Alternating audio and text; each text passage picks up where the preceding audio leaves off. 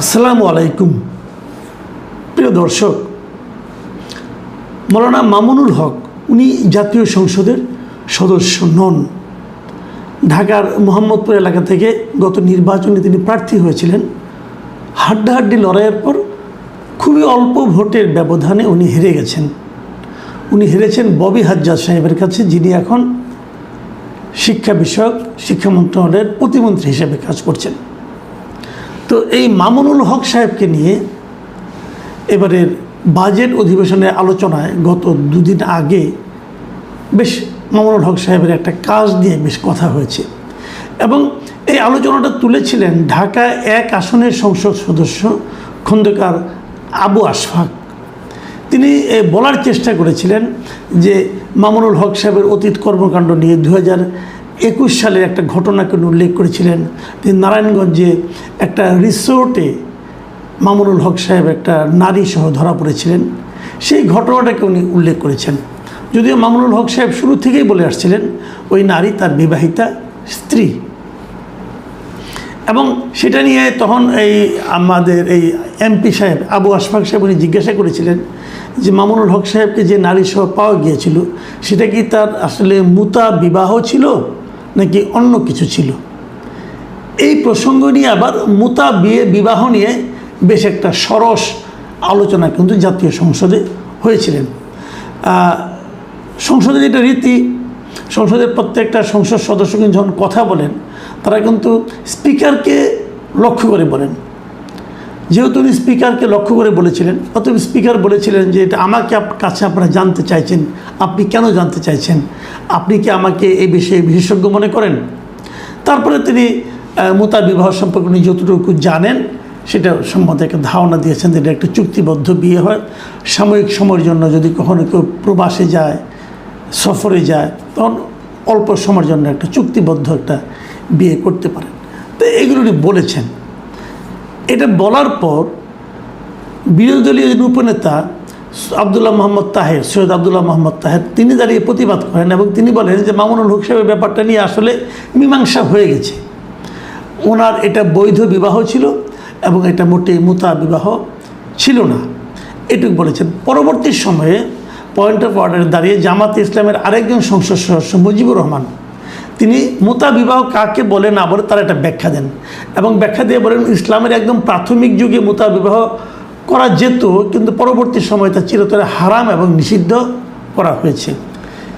এই পর্যন্ত কিন্তু আলোচনা হলো। আলোচনা হওয়ার পর সামগ্রিক সব মিলিয়ে স্পিকার এবং আপনার চিফ হুইপ যিনি ছিলেন নুরুল ইসলাম সাহেব, উনি বলেছেন যে এই আলোচনাটা, এই বক্তব্যে কিছু কিছু বক্তব্য আছে যেগুলো অসংসদীয়, অতএব এগুলো সংসদের যে কার্যবিবরণী আছে সেখান থেকে বাদ দেওয়ার অনুরোধ করেন এবং সেই অনুযায়ী স্পিকার হাফিজউদ্দিন আহমেদ এটার সঙ্গে সহমত পোষণ করেন এবং তিনি বলেন যে একজন রাজনৈতিক বা ধর্মীয় নেতার জীবনের ব্যক্তিগত বা অন্ধকার অংশ নিয়ে সংসদে আলোচনার কোনো প্রয়োজন নেই।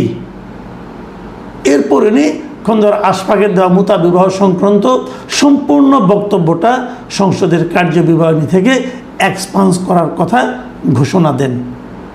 তখন উনি এক্সপান্স কিন্তু করে দিলেন। করে দেওয়ার আগে একটা কথা কিন্তু বললেন, যেটা আমি একটু উচ্চারণ করলাম, সেটা হলো একজন রাজনৈতিক বা ধর্মীয় নেতার জীবনের ব্যক্তিগত বা অন্ধকার অংশ নিয়ে সংসদে আলোচনার কোনো প্রয়োজন নেই। এই যে কথাটা, এই যে বাক্যটা উনি বললেন, এই বাক্যটার মাধ্যমে কিন্তু উনি আসলে বিতর্কটাকে জিয়েই রাখলেন এবং এই ঘটনাটাকে উনি মৌলানা মামুনুল হক সাহেবের জীবনের অন্ধকার অংশ হিসেবে কিন্তু অভিহিত করলেন। তো উনি করেছেন, এটা ওনার দায়িত্ব। আমরা আলোচনা কেন করছি আজকে? আমি এইটুকু হলেই কিন্তু আলোচনা করতাম তা কিন্তু নয়।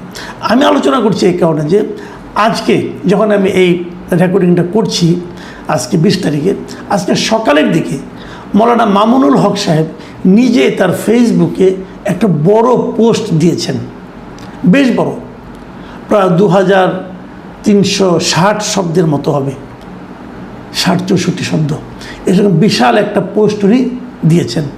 সেই পোস্টে উনি ডিটেইল বর্ণনা করেছেন ওই দিন কী ঘটেছিল, তার পেছনে কী ঘটনা ছিল, অনেক কিছু উনি বলেছেন। এবং ওনার এই বিশাল বক্তব্যটা পড়ার পর আমার কাছে মনে হলো যেটা নিয়ে একটু আলোচনা করা দরকার। আমার কাছে কেন মনে হলো, এটা আলোচনা শেষ দিকে যেয়ে হয়তো আপনারা বুঝতে পারবেন। উনি যেভাবে শুরু করেছেন, ওনারা একটা শিরোনাম দিয়েছেন 501 ফ্যাসিবাদী হাসিনার ব্যর্থ প্রজেক্ট। আমি এটা দেখে আসলে পড়তে বসেছিলাম যে 501 কেন বললেন উনি। আমি 501-এর ঘটনা একটু বলে নিই। উনি ওখানে ওই যে রিসোর্টে উনি গিয়েছিলেন, নারায়ণগঞ্জের রয়্যাল রিসোর্ট, সেই রিসোর্টের 501 নম্বর কক্ষে কিন্তু উনি ওনার ওই স্ত্রীকে নিয়ে অথবা ওই নারীকে নিয়ে অবস্থান করছিলেন। মানে ওই রুম নাম্বার হিসাবে উনি এটাকে 501 ফ্যাসিবাদী হাসিনার ব্যর্থ প্রজেক্ট। আমি এই প্রসঙ্গে শেষ দিকে আসবো। আমি এর আগে ওনার লেখাটা সম্বন্ধে একটু ধারণা দিয়ে নিই। উনি এই ঘটনাটা ডিটেল বর্ণনা করেছেন যে 2021 সালের 3 এপ্রিলে উনি কীভাবে ওখানে গিয়েছিলেন। তিনি বলেছেন যে সেদিন আমি আমার স্ত্রী জান্নাতারা ঝর্ণাকে নিয়ে নারায়ণগঞ্জের রয়্যাল রিসোর্টের 501 নম্বর কক্ষে অবস্থান করছিলাম। সেখানে পুলিশের নেতৃত্বে স্থানীয় আওয়ামী সন্ত্রাসী, সাংবাদিক লীগ ও ঘাদানিকের প্রায় 100 খানেক সদস্য উপস্থিত হয়। ঘাদানিক জিনিসটা কি দেখুন, ওনার এই আত্মপক্ষ সমর্থনের মধ্যে কিন্তু এক ধরনের পলিটিক্স আছে আমি মনে করি। ঘাদানিকের প্রসঙ্গটা কেন আসলো? ঘাদানিক জিনিসটা কি আপনি অনেকে জানেনও না। ঘাদানিকটা কি? কারণটা আমি বলি, ঘাদানিকটা অনেক আগের ঘটনা। সেই 90-এর দশকে ঢাকা শহরে একটা আন্দোলন হয়েছিল রাজাকার জামাত বিরোধী। সেখানে এই একটা সংগঠন ছিল, সংগঠনের নাম হলো ঘাতক দালাল নির্মূল কমিটি। সেটার প্রধান ছিলেন শাহরিয়ার কবির, জাহানার ইমাম টোমেরা, সবাই ছিলেন।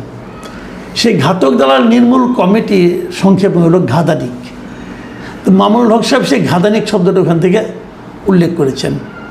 মানে তারা স্বাধীনতা বিরোধী যে চক্র ছিল তাদের ব্যাপারে ওই ঘাদানিক ছিল, মানে ঘাতক দালাল নির্মূল কমিটি, তারা খুব সক্রিয় ছিল। যাই হোক, উনি সেটাকে বললেন এবং তারপরে তিনি বললেন যে পুলিশদেরকে দেখে উনি ওনার স্ত্রীকে ওয়াশরুমের মধ্যে লুকিয়ে ফেলেন এবং তারপরে লেডি পুলিশ আসে, এসে তাকে টেনে হিঁচড়ে বের করে নিয়ে আসে এবং তারা উপর্যুপরি তাকে জিজ্ঞাসা করে আপনার সঙ্গে এই মহিলার সম্পর্ক কী, অ্যাটসেট্রা অ্যাটসেট্রা। উনি বলার চেষ্টা করেন যে উনি আমার বিবাহিতা স্ত্রী। এবং প্রশ্ন হলো যে এই বিবাহিতা স্ত্রী যদি হয় তাহলে ওখানে আপনারা যখন ঢুকছেন, ঢুকার সময় আপনারা কীভাবে ঢুকছেন?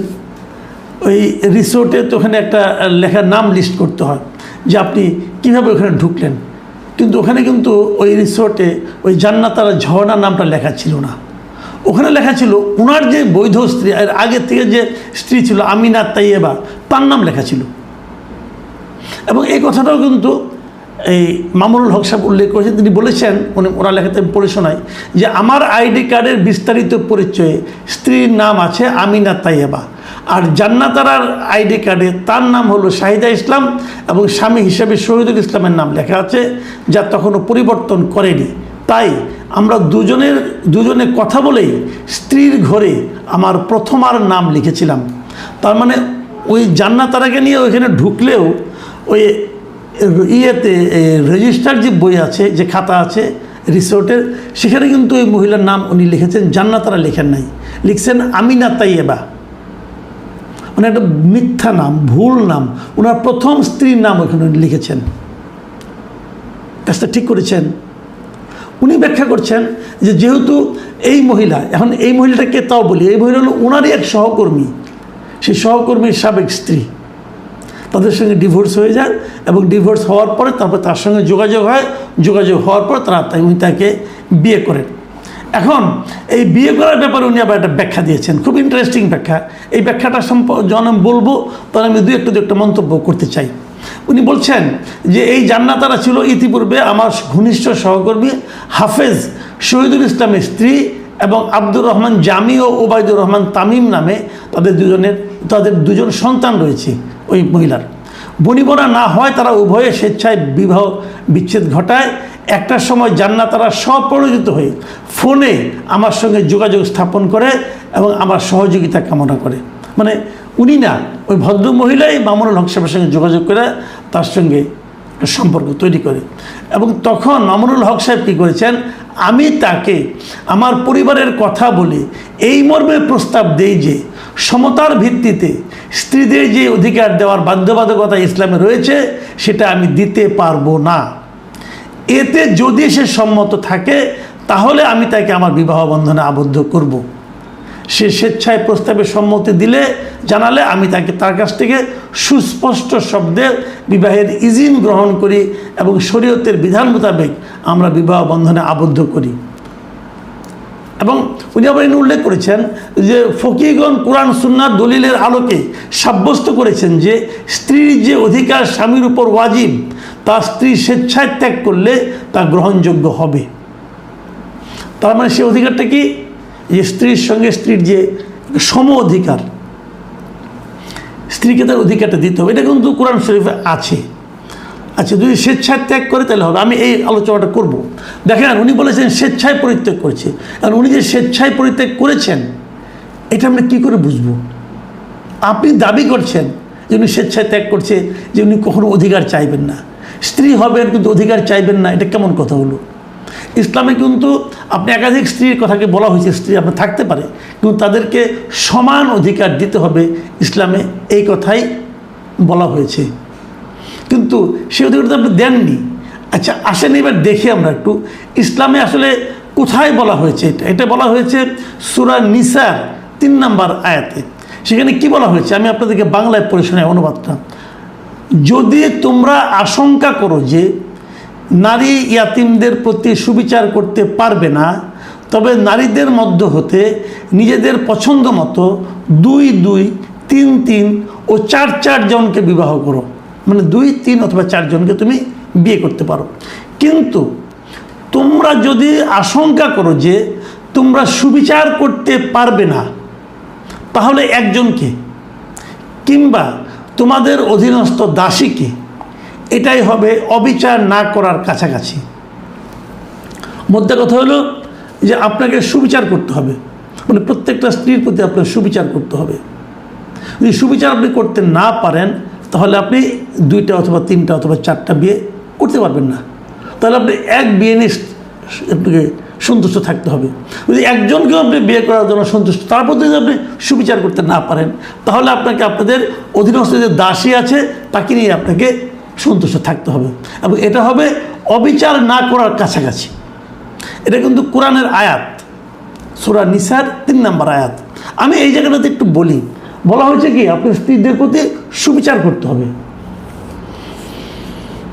মামুনুল হক সাহেব 2য় বিয়ে করেছেন বলে দাবি করেছেন, এবং উনি বলেছেন যে 2য় বিয়ের বিষয়টা বিয়ে করার আগে উনি ওনার স্ত্রীকে বলেছেন যে তোমার প্রতি আমি এই ওয়াজিবটা করতে পারবো। এটা কিন্তু ওয়াজিব না রে ভাই, কোরআনের আয়াত পালন করাটা ওয়াজিব না, এটা ফরজের মধ্যে পড়ে। আপনি কোরআনের আয়াত, কোরআনে যে সূরাতে যেটা বলা হয়েছে সেটা আপনাকে মানাটা আপনার বাধ্যতামূলক, এখানে ওয়াজিব তো ওয়াজিব নাই। আচ্ছা, আপনাকে সুবিচার করতে হবে। আপনি জান্নাতের সঙ্গে সুবিচার করতে পারবেন না বলে তাকে বলছেন সে স্বেচ্ছা পরিত্যাগ করেছে। ওকে, আমরা পরে দেখতে পেয়েছি উনি কিন্তু এই প্রথম বিয়ের, এই 2য় বিয়ের কথাটা তার প্রথম স্ত্রীর কাছেও গোপন করেছিলেন। যখন উনি ওখান থেকে আসেন, ওই যে টেলিফোনে ওনার প্রথম স্ত্রীকে বলেছেন যে তুমি আবার অন্য কিছু মনে করো না, আমি তোমাকে বাসায় এসে বুঝিয়ে বলবো। তাতে ওখানে আমরা স্পষ্ট বুঝেছি ওনার প্রথম স্ত্রী এই বিয়ের ব্যাপারে জানতেন না, এবং কেন উনি আবার এটা ব্যাখ্যা দিয়েছেন সেই ব্যাখ্যা আমি পরে আসি। তার আগে আমি বলছি যে আপনি যে প্রথম স্ত্রীকে গোপন করে 2য় আরেকটা বিয়ে করলেন, আপনি কি প্রথম স্ত্রীর প্রতি সুবিচার করতে পারলেন? এই কথাটা আপনি আমাকে বলেন। আপনি তো প্রথম স্ত্রীকে ইনফর্ম করেন নাই, আপনি প্রথম স্ত্রীর কাছে গোপন করে 2য় আরেকটা বিয়ে করেছেন। এটা কি আপনি প্রথম স্ত্রীর প্রতি সুবিচার করতে পেরেছেন? আপনি তো সুবিচার এখানেই শেষ করে দিচ্ছেন, আপনি তো কোরআনের আয়াতটা এখানেই লঙ্ঘন করে দিচ্ছেন। তো এইটা তো ঠিক হলো না রে ভাই। এবং উনি আবার বলছেন, দেখেন আরেক জায়গায় কী বলছেন, এই বিবাহ উনি কেন গোপন আছেন এটা ব্যাখ্যা দিয়েছেন উনি। ব্যাখ্যাটা কি? এটা সবাই জানি আমাদের উপমহাদেশে একাধিক বিবাহ একটি জটিল বিষয়। অধিকাংশ ক্ষেত্রেই যারাই একাধিক বিবাহ করেন তারা প্রথম পরিবার থেকে একটা সময় পর্যন্ত লুকিয়ে রাখেন। এই জন্যই কথাটা বলছেন, এই কথাটা কতটুকু ইসলাম সম্মত। দেখুন, আপনি আমরা সাধারণ মানুষ, আমরা কখন কি করি না করি আমাদের অনেক কিছুই কিন্তু এর জন্য আমাদের ব্যক্তিগতভাবে আমাদের অপরাধ হয়। আমি যদি এই ধরনের কিছু একটা করি, এটা আমি অন্যায় করি, এবং এই অন্যায়ের জন্য আমাকে ব্যক্তিগতভাবে অপরাধ হবে, ব্যক্তিগতভাবে আমি শাস্তিও পাবো। কিন্তু যখন মৌলানা মামুনুল হকের মতো একজন মানুষ, যাকে সবাই অনুসরণ করেন, যার মুখের উচ্চারিত একটা শব্দের অনেক মূল্য আছে, ইসলামী স্কলার হিসেবে যাকে নাকি বিবেচনা করা হয়, যিনি একটা মাদ্রাসার সবচেয়ে গুরুত্বপূর্ণ শিক্ষকদের মধ্যে একজন, এবং একটা বড় মাদ্রাসার মোহাম্মদপুরের, তো উনি যখন এই ধরনের খোঁড়া যুক্তি দেন, তখন ব্যাপারটা কিন্তু আমাদের জন্য ভয়ঙ্কর হয়ে দাঁড়ায়। উনি বলছেন যে এই উপমহাদেশে জটিল বিষয় অধিকাংশ ক্ষেত্রে লুকায় রাখে, এটা কোনো কথা?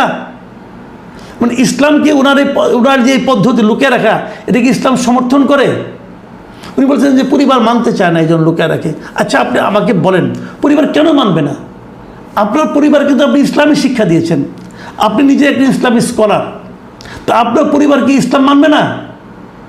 আপনি কি আপনার পরিবারকে প্রতিনিয়ত ইসলামী শিক্ষাগুলি দেন না? দেন তো। তো আপনার সন্তান, আপনার কন্যা, আপনার পুত্র, আপনার স্ত্রী, তাদের সবাই জানেন ইসলামে কী আছে, এবং সেই ইসলামের শিক্ষাগুলি আপনি তো প্রচার করছেন, আপনি তো আপনার স্টুডেন্টদেরকে শিক্ষা দিচ্ছেন। আপনি কি আপনার স্ত্রী, পুত্র, কন্যাকে শিক্ষা দিতে পারেন নাই? তাহলে তারা মানবে না কেন? তারা কি ইসলাম মানবে না? তাদের ব্যক্তিগত যদি দুঃখ কষ্ট থাকে, সেটা কি তার ধর্মকে হচ্ছে বেশি? আপনি গেলে এই কথাটা বলেন। আপনি এতদিনে দেখেন আমাদের মহানবী হযরত মুহাম্মদ সাল্লাল্লাহু আলাইহি ওয়াসাল্লাম, উনি একাধিক বিয়ে করেছেন তো, তো উনি কি লুকিয়ে রাখতেন? একটা বিয়ে করে কি আরেকটা স্ত্রী কাছে লুকাইতেন? এবং এতে কি ওনার স্ত্রীরা কি খুব দুঃখ পাইতো বোধ হয়, আমি জানি না, বলতে পারবো না। কিন্তু ওনার তো ইসলামের এই নিয়মটাকে মানতেন, উনি তো 4টা বেশিও বিয়ে করেছেন। তো ওনার উন্মত হয়ে ওই ধর্মের আপনি একজন প্রচারকের মতো অবস্থানে থেকে আপনি আপনার পরিবারকে শিক্ষা দিতে পারেন নাই যে কী করতে হবে? তো আপনি লুকিয়েছেন। লুকানোটাকে ইসলাম অনুমোদন করে? আপনি আমাকে এই কথা বলেন ভাই, করে না। তাহলে এই জিনিসটা উনি আবার এই কথাও বলেছেন, দেখেন উনি তো এই বিয়ের পরে যে বিয়েটা করেছেন, এটা উনি কাবিনও করেন নাই। কাবিন না করাটা উনি বলছেন রাষ্ট্রীয় আইন, ইসলামী আইনের মধ্যে পড়ে না। উনি একটু ব্যাখ্যা দিয়েছেন, আইনে প্রথম স্ত্রীর অনুমতির বাধ্যবাধকতার জটিলতায় কাবিন করাটাও সমস্যাপূর্ণ ছিল, আর ইসলামেও কাবিন করা বাধ্যতামূলক নয়।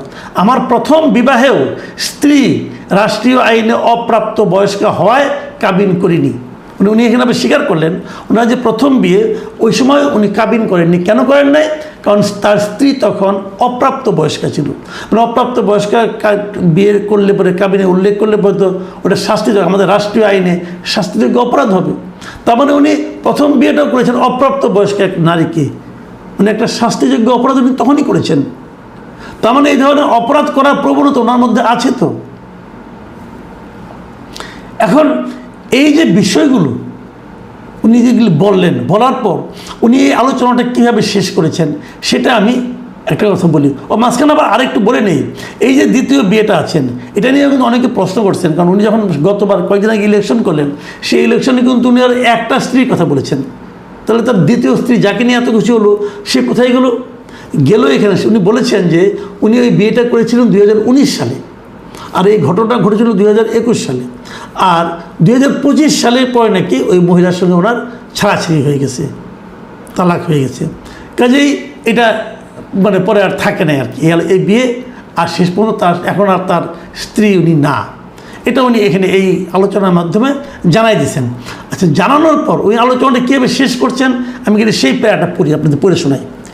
উনি বলেছেন, যে সকল কুলাঙ্গার ফ্যাসিস্ট হাসিনার ষড়যন্ত্রমূলক অসভ্যতা, নির্লজ্জতা, বেহায়াপনা ও রাষ্ট্রীয় মব সন্ত্রাসের পরাজিত ঘৃণ্য প্রজেক্টকে 501 বলে বিকৃত স্বাদ আস্বাদন করে, তাদের প্রতি আমাদের সুস্পষ্ট জবাব হলো 501 আমাদের নয়, বরং ফ্যাসিস্ট হাসিনা ও তার নির্লজ্জ দোসরদের পরাজয়ের দলিল। হাসিনার পরাজয়ের কালিমা হিসেবে 501কে আমরা আমাদের বিজয়ের প্রতীক হিসেবে গ্রহণ করলাম। আমরা এখন থেকে 501কে সেলিব্রেট করব এবং আল্লাহর খাস রহমত প্রাপ্তির আনন্দ উদযাপন করব ইনশাল্লাহ। যারা শেখ হাসিনার এই বেহায়াপনার সঙ্গে সুর মোলাবে, সেখানে আমরা 501-এর বার্তা পৌঁছে দেব ইনশাল্লাহ। আমি কিন্তু এই জায়গাটা একদমই বুঝি নাই, উনি 501-কে সেলিব্রেট করবেন কেন, এটা আমার কাছে ক্লিয়ার না। আর 501-এর বার্তা উনি কীভাবে পৌঁছে দেবেন, এটাও আমি বুঝি না। 501-এর বার্তাটা কি? 501-এর বার্তা নিজের গোপনে বিয়ে করা স্ত্রীকে নিয়ে নিজের প্রথম স্ত্রীর নাম ভাঙিয়ে সেইভাবে নাম লিখে, মিথ্যা তো, পুরোটা তো মিথ্যা, মিথ্যা তথ্য দিয়ে তারপর তাকে নিয়ে ঘরে রাখা, এটা 501-এর বার্তা। এই বার্তাকে আপনি সবাইকে দিতে চান? আমি ভাই বুঝি নাই। ওনার মতো একদম বুজুর্গ আলেম উনি এই ধরনের মানে উন্মত্তের মতো কথা বলবেন, এটা আমার কাছে গ্রহণযোগ্য মনে হয় নাই। ঠিক আছে, আপনি আপনার ব্যাখ্যাগুলো থাকুক না, আমি একটা জিনিস বলতে চাই। এই জিনিসটা হলো, এখন উনি কিন্তু আমাদের মতো সাধারণ মানুষ না, উনি একজন আলেম, ইসলামের একদম ধ্বজাধারী ব্যক্তি। ইসলাম, আমরা ওনার কাছ থেকে ইসলামের ব্যাখ্যা শুনতে চাই। উনি একটা মাদ্রাসার শিক্ষক, অনেক হাজার হাজার ছাত্র ওনার হাত দিয়ে বেরিয়ে গেছে, আগামীতেও যাবে। তাদের কাছে উনি কী শিক্ষা দিলেন? তাদেরকে উনি কী বললেন? এগুলো করা যায় বললেন? প্রথম স্ত্রীকে গোপন করে লুকিয়ে আরেকটা বিয়ে করা যায় বললেন? এবং সে লুকানো কি 2 বছর পরে ধরা না পড়লে হয়তো কখনই বলতেন না, ধরা পড়ার পর উনি বললেন। এটি ইসলাম অনুমোদন করে? আর এই কথাটা নিয়ে আলোচনা হচ্ছে, না এরকম স্ক্যান্ডাল হয়েছে, অনেক কিছু হয়েছে, উনি অনেকদিন জেলও খেটেছেন। তো এতদিন পরে হঠাৎ করে ওনার নিজে থেকেই কথাগুলি বলার দরকারটা কী ছিল? উনি কাকে ব্যাখ্যা দিচ্ছেন? এই বিশাল ব্যাখ্যা ওনার স্টুডেন্টরা পড়বেন, এই স্টুডেন্টদের ভাই বোনরা পড়বেন, ওনার নিজের সন্তানরা পড়বেন, ওনার স্ত্রী পড়বেন, স্ত্রীর পরিবারের লোকজন পড়বেন। মানুষের জীবনে ভুল হয়, মানুষের জীবনে পাপও হয়, এজন্য আল্লাহর কাছে তওবা করেন। আপনি তা না করে আপনি তো এটা নিয়ে আরও বেশি অ্যারোগেন্ট হয়ে যাচ্ছেন, আপনি আরও বেশি আক্রমণাত্মক হচ্ছেন। এটা তো ঠিক না রে ভাই। আপনি যতই যুক্তি দেন, যতই খোলা যুক্তি দেন, যত কথাই বলেন, আপনি তো আমাকেই বুঝাতে পারলেন না ভাই। আমি তো আপনার পক্ষ নেওয়ার জন্য বসেছিলাম, আমি আপনার কথাগুলি বিশ্বাস করতে চাই। তো কীভাবে আপনি মানুষকে বোঝাবেন? যে জিনিসটা শেষ হয়ে গিয়েছিল সেটাকে আপনি নতুন করে আবার কেন তুলছেন? আমি জানি না।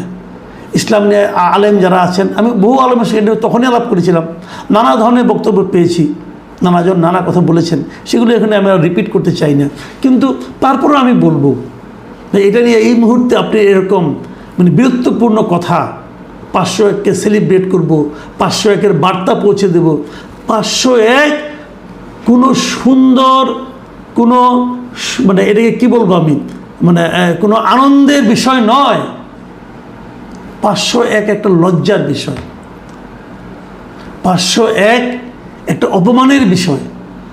এটা নিয়ে আপনি যত আলোচনা করবেন, যত এটা যে ভঙ্গিতে আলোচনা করেন না কেন আপনি, এটা আপনার সম্মান বাড়াবে না।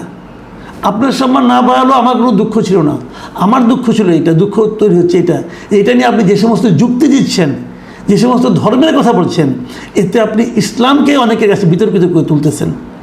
প্রিয় দর্শক, আমি মনে করি যে এই সমস্ত লোক যারা নাকি আমাদের কাছে সম্মানের জায়গা আছেন, ওনারা ওনাদের জায়গাটা নিজের মানে ধীর স্থির, নিজের রুচি, নিজের বুদ্ধিমত্তা এবং নিজের যে সহনশীলতা, তার মাধ্যমে ধরে রাখবেন।